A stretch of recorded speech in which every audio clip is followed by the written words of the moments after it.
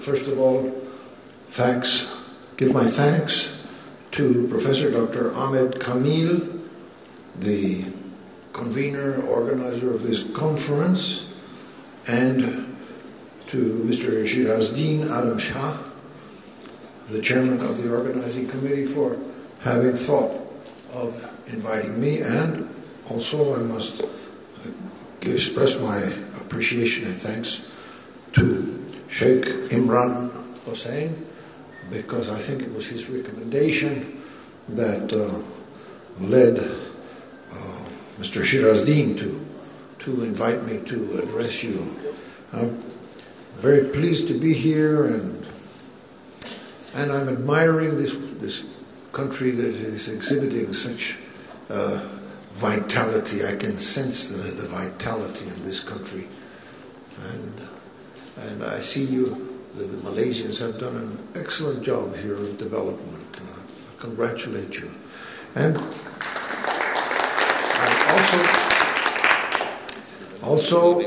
I was amazed to listen to ex-Prime Minister Mahathir Mohamad's address. He's a unique politician in the sense that he's telling us the truth, and that is a very rare thing.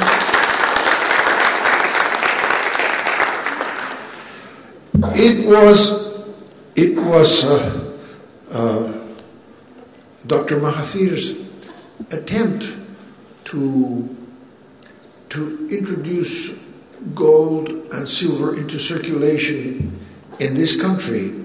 A news that reached me in Mexico only in a fragmentary way. I didn't know exactly what he was trying to do, so and I still don't know exactly what he was trying to do. But the news reached me that he was trying to introduce gold and silver into circulation in Malaysia. And this is exactly the theme of the things that I have been thinking about and writing about since 1997, more or less, last 15 years.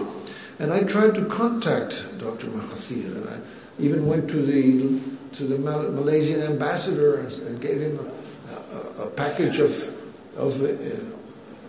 writings and articles to forward to Dr. Mahathir, but I never heard from him. This undoubtedly a person of his standing receives such piles of mail from all over that he can't attend to everything. So it was a real pleasure to be able to see Dr. Mahathir. If I was not able to speak with him, but at least to see him, to shake his hand, and to listen to his words of wisdom. And I have given to him this little booklet, which I have brought from Mexico, 1,000 copies, and for you, so each one of you can have one when I'm through in 45 minutes, because I don't want you reading while I'm speaking. But here are some thoughts that I have put in this pamphlet, and it's also accompanied with a little diskette so that you can put this all on your computer and forward it around and comment it if you want. And here are several chapters. The silver dirham in circulation in Malaysia. 2. How to insert the dirham into a fiat monetary system. That's the crux. Method to calculate the monetary value of the dirham. The silver dirham and the banking system. The supply of silver. Reasons for introducing the silver dirham. The failure, this is just an annex, sort of philosophical annex, which is the title is The Failure of Mechanistic Economics. And so that's the contents of this little booklet. So, to begin with, let's go back to 1940. Now, I was born in 1932, but I was born in 32. Now, I know nothing about what Malaysia was like in 1940, except perhaps the Japanese were already here. I don't know if they were here or not, but they weren't here, they were on their way. But I would be surprised if there weren't silver circulating in Malaysia in 1940. It would not surprise me at all. As a matter of fact, you know, the Mexican silver came to the Far East through a ship which used to sail from Acapulco, Mexico, across the Pacific, touching Guam and going on to Manila and unloading its cargo of tens of thousands of pieces of 8, which made their way afterwards into China and all parts of Southeast Asia. And that trade went on for some 200 years until independence came. Well, independence in a sense, because we became independent of one power, but we became dependent on another power. So that was our independence, and a relative term. Anyway, the whole world in 1940, silver was in use all over the world as a currency for small denominations. And at that time, we had in Mexico, when I was growing up, this was a peso. This is a 1 peso coin, which circulated from 1920 to 1945. And you know, during this time, the price of silver went up and down. Now, this coin never had a full 1 peso worth of silver in it. When it was first coined, it had only about 48 centavos of silver in pesos. In other words, 48% of the value of the coin was in silver, and the rest was seigniorage for the central bank. And the price of silver went down to as far as about 32 centavos in the depths of the Depression, and that never affected the use of the coin. Nobody ever returned this coin to the treasury for redemption, because nobody thought it was necessary. It was immaterial to people that the price of silver had gone down. And many people saved these, because afterwards, when the price of silver rose, this coin went out of circulation. And truckloads and truckloads and truckloads of these coins were sent off to be melted down, because the bullion silver was worth more than the coins, because they had a stamped value which says 1 peso on them. In the course of those 25 years, there were 468 million of these coins were minted and put into the hands of the people. Now you have a similar case with this $50 coin, which was minted in 1951. And this coin never had 50 cents worth of silver in it. And silver even went down in value from 1951. I think it even went down somewhat before rising. And again, the same thing happened as to the peso. By 1965, the value of the silver in this coin, this United States $50, the value of the silver in this coin was worth more than 50 cents. And so also large numbers of these coins were melted down. I mention all of this because this is part of how it forms part of the system for reintroducing silver into circulation in this country. It can be done by taking the value of silver, whatever the size of the coin. I'm proposing a 3-gram coin, but it can be 2.9 grams, or it can be 3.2, or whatever you want. Or you can have a larger coin. The system is what is important. You take the value of the silver in ringgits. You add the cost of minting in ringgits. Add the two together.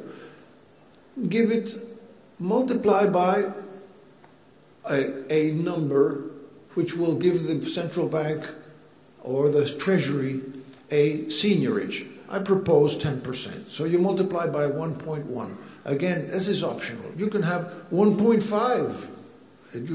You can double the value of the silver in turning the coin into money. But I propose 10%. And then when you have multiplied the cost of the silver plus the cost of minting by 1.1, you round out the figure to a round number which the people can remember. And that is the way that silver can be monetized and put into circulation. Why is it necessary to do this? Because it used to be in the 19th century that what was important for the use of a coin as money was important to know the weight of silver. And to this date, we have Mexican coins, pieces of 8, that came into, for instance, Hong Kong or some other place of China, and were stamped by local merchants because they wanted a local stamp that would assure the receiver that that coin had been tested and proved to have the weight it's supposed to have. So silver was it had a monetary value according to weight, but that is no longer the case. Everybody has forgotten how to calculate prices in terms of weight of silver. We can't think of that. I mean, we're going to go to the gas station and we're going to pay with a weight of silver. Well, the cashier's not going to accept it. I mean, because how can he know what the weight is? And it's impossible. We don't think in terms of weight anymore. This was the way things were done before, but humanity has forgotten how to calculate value in terms of weight of silver. Besides, the value of silver is fluctuating, so we don't know how to use it if the value is fluctuating. We can save silver as a protection against for the future, but that is also speculation. I think it's a good speculation, but many people are afraid of speculating, especially poorer people. The poorer people don't want to run the risk of having their savings go down. Not even a little bit. It's cost them too much trouble to have a little bit of savings. So the speculation can increase as people have more money and can run the risk of a fall in the value.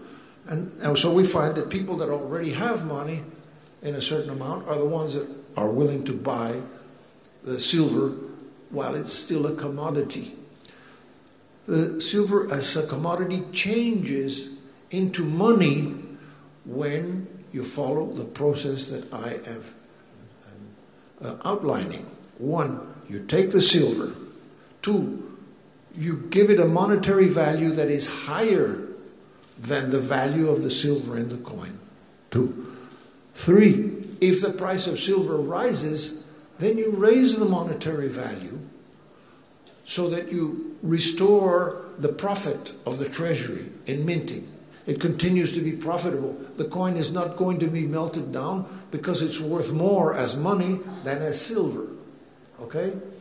And 4, critical to this is that when the price of silver falls, the coin retains its value.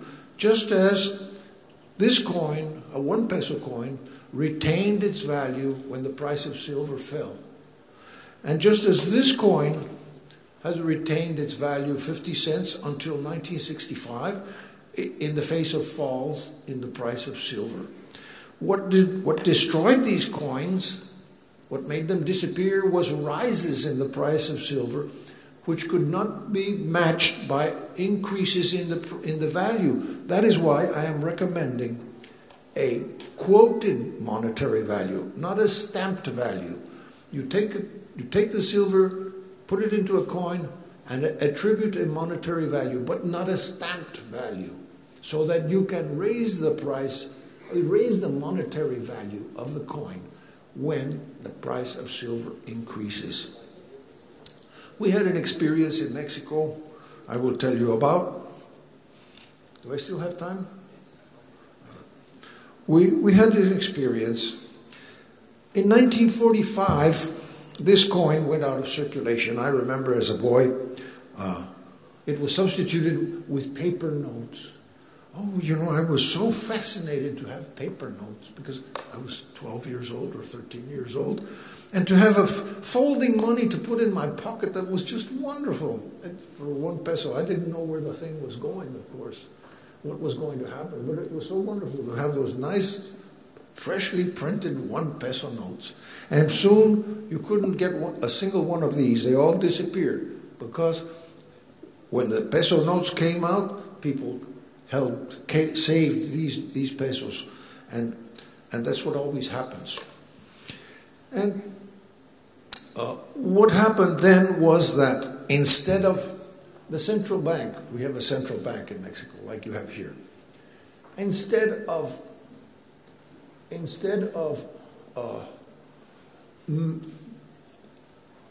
being able to raise the monetary value of this coin, which they couldn't do because it says 1 peso, well, they had to go out of the circulation. And they minted a new coin with less silver. So you see, the central bank recognized the increase in the value of silver by reducing the amount of silver in the coin. Now, what I'm proposing is keep the silver in the coin and make it circulate permanently, so you don't have to ever send this. No one will ever have the temptation to send the coin to the refinery for melting down.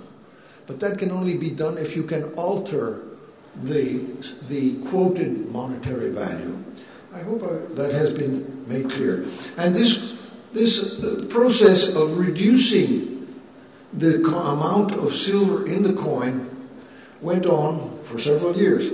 Now, the original pieces of 8, which were minted in Mexico by the Spaniards for the King of Spain, contained about 24 grams of silver. And by the way, the Mexican pieces of 8, minted for the King of Spain, of course, was the coin that was used as a model for the US silver dollar. If you look it up, you will see that the definition of the US dollar is about 24 grams, because Thomas Jefferson had several different pieces of 8 examined, and he found that the average weight of silver in them was 24 grams, and that became the US dollar, with different features but the same amount of silver as the Spanish coin, which was the world's dollar at the time, was the Spanish silver pieces of 8 minted in Mexico. Well, anyway, when my father was born in 1907, those were still, the coin was no longer, had the symbols of the King of Spain, they all had the symbols of Mexico. And it was no longer called a piece of 8, it was called a peso. Peso means weight, because you see the coin had the same weight, so they called it a peso because it had the weight of the original coin of the King of Spain. And in 1907, when my father was born, the doctor was paid with the same money that was in use in Mexico since 1535. So a remarkable period of stability, because we were ruled by a king. And I'm in favor of kings, if they are good kings. Sometimes. It's a rather tepid applause. But anyway, thank you. I don't believe too much in a democratic system. Okay. But don't accuse me of being a fascist. No. Don't accuse me of that. No. I've even forgotten what I was going to say. Well, yes, when my father was born, we had the same amount, the same money that was in circulation basically since 1535. Then we had a revolution. Then, from 24 grams, when the revolution was practically over in 1920, we got this coin with only 12 grams. You see the tendency from 24 to 12. Then this one went out of circulation, and another one came in with 7 grams, smaller peso. Then that one went out of circulation because the price of silver continued rising because of inflation, paper money printing. We got into paper money printing, and like the rest of the world, we took a little time to get there, but we finally caught up. And the next time, we got another coin with only 4 grams of silver, and then we went to another coin that only had 1.6 grams of silver.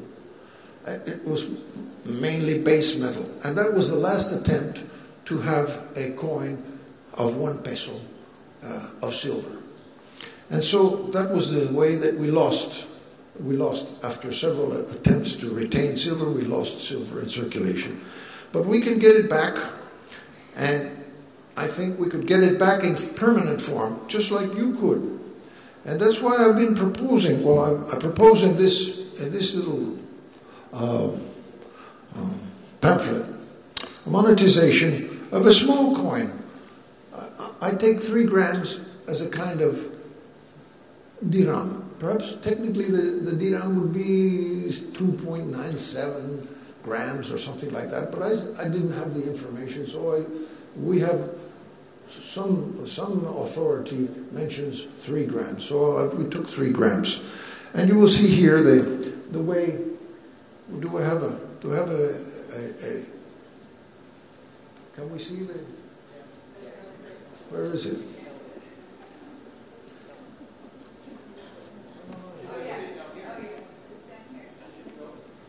More. I want a graph. That one.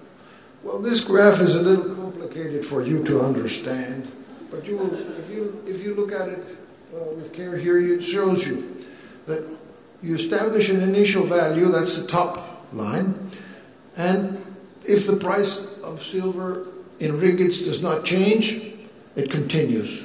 If the price of silver goes up, it increases the monetary value. If the price of silver then falls, it retains the last value. That's the essence of this graph.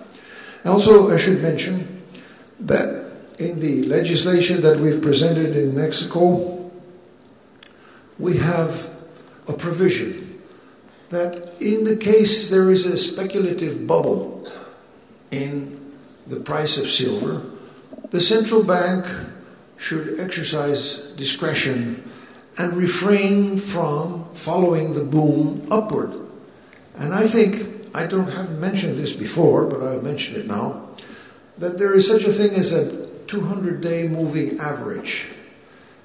And I think that if the price of silver were to exceed the 200-day moving average by, let us say, 20%, then it would be time for the central bank to say, wait a minute, we're not issuing a new quote until we see that the 200-day moving average falls back to a more reasonable distance from the price of silver. The price of silver and the 200-day moving average begin to follow each other instead of following a trend which might lead to an excessive overvaluation.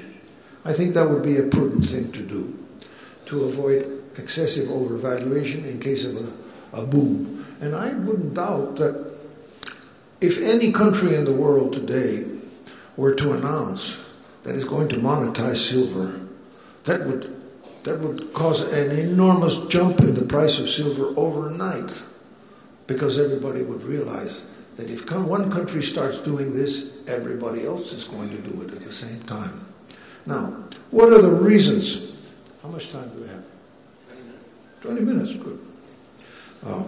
I have several reasons. Reasons for introducing the silver dirham. The monetary history of the 20th century has been a history of increasing disorder and improvisation in the monetary affairs of the world. The disorder has come to a point where the world no longer uses real money in its transactions. It's bogus money, as Sheikh Imran has mentioned. Consequently, the mass of people in the world do not have a satisfactory and trustworthy means of creating personal savings. The silver coin converted into money would be an excellent medium for personal savings. Furthermore, we are witnessing the development of a worldwide problem, the inability of states to pay the pensions they promised to pay. It is therefore urgent for the population to exert itself to the utmost in providing personal savings for retirement. And saving the monetized silver coin would be the best means to do this. The monetized silver coin could not be devalued. There are several reasons, in my view, that make the monetization of silver an attractive and feasible measure for Malaysia. One, the religious reason. This silver coin of 3 grams plus 0.27 grams of copper to provide hardness is a silver coin prescribed by Islamic Sharia law, unless I am mistaken. I hope I'm not saying so. It is entirely fitting for a nation which incorporates such a large number of Muslims to have such a coin for their savings and for commerce, because the coin, which would be about this size, you see, it would be a really small coin, could be used as money. For any emergency, it is immediately liquid. But people are not going to use it because they're going to use paper for all payments, because that is human nature. They're going to use paper for all payments and save the silver for their savings for use when they really are in an emergency. Now, some people might say, well, it's my religious duty to pay with a silver coin. Well, certainly they are entirely free to do so and would be able to do so. However, I predict that most people will save these coins and not use them for payment. That's just my opinion. The social reason. An excellent way to assure the solidarity of the population with its government is for the government to carry out a measure most unusual in our times, to provide the population with a means of saving, which is also money, by creating a monetized silver coin, the dirham. A tranquil and confident population enjoying a means of savings which is reliable because it cannot be devalued is a necessary base for a stable government. This means of saving will exist in parallel with a Malaysian ringgit, which tends to inflate away the savings of the Malaysian people, especially affecting the most humble. I say this in spite of the fact that I note that over the last several months, the rate of exchange of the ringgit has been stable. Yes, it has been stable with regard to the dollar, but what is happening to the dollar? I mean, that is not a good point of reference. We should refer the value of silver and gold. That is the true measure of stability. Now we have another reason, the center of gravity reason. As long as the Malaysian ringgit is inflating, a condition which must continue for an indefinite period ahead, there is a permanent temptation for Malaysian people to protect themselves from this inflation by acquiring foreign currencies, such as the euro or even the dollar. But if the Malaysian currency itself includes a monetized silver coin, provided in abundance by the government and treasury, the center of gravity is retained in Malaysia itself. The urgent need for protection against inflation is readily available within the country. There is no need for accumulation of foreign currencies as a hedge for a family or for a business. So that means the center of gravity is within your country and not outside, depending on some external currency. The political reason. This means that the people will feel proud to have this currency, and that acts as a cohesive effect of union amongst all the people, because they're all they can deal with each other, and they're proud of having this currency, and for special purposes they can use it as money. They are proud of their savings and proud of their independence of themselves and of their country on others, because the silver coin gives you personal security, personal assurance of yourself. You don't have to rely on the money produced by a banking system of any part of the world. You have your own reserves. If some countries today their banks are asking for their gold to be returned, like Hugo Chavez in Venezuela asked for his gold and he took it back to his country. Why shouldn't individuals have their reserves? Only governments? Only central banks? What about individuals? We're the ones that exist, you know. A central bank has no existence. Thank you. Well, then the economic reason. An economy built upon money which has no intrinsic value is an unstable economy, and we're seeing this. We're seeing this now. They want stimulus, and they're talking now of trillions of stimulus. Didn't they learn anything from Zimbabwe? Didn't they learn anything from what happened with Mr. Gono and his Zimbabwe dollars? I mean, we're doing exactly the same thing, and we're repeating the same mistakes of the French Revolution, which from 1790 to 1797 actually annihilated the French economy by printing up money and increasing amounts, because the amount printed always was insufficient. First it gave a good effect, and then things returned to their previous stagnation. So they printed more, and had the same effect. In other words, stimulus, until in the French Revolution, finally, everybody, the common people were the ones that ended up with the stimulus money worth nothing, whereas the smarter people who had taken advantage had bought properties and objects and houses and things of value and given them and paid for them with papers, because they knew where the thing was going to end. So this is totally unjust, a totally Riba situation. So stability can only be built upon real money. The introduction of the monetary silver dirham is only the first step in the direction of stability, but the economy will begin to reap benefits immediately. The monetized silver dirham is a step towards reality as the basis for human interaction. The process of providing this real money to the population of Malaysia will take a generation, as it is gradually placed in circulation in parallel with the fiduciary ringgit. Now, it could also, let's see, what is my current, I want to mention that in Mexico, we have a bank that goes by the name of Banco Azteca, which has established custody accounts for silver, for one single type of coin, 1 ounce Libertad coin, Liberty coin, 1 ounce pure silver coin.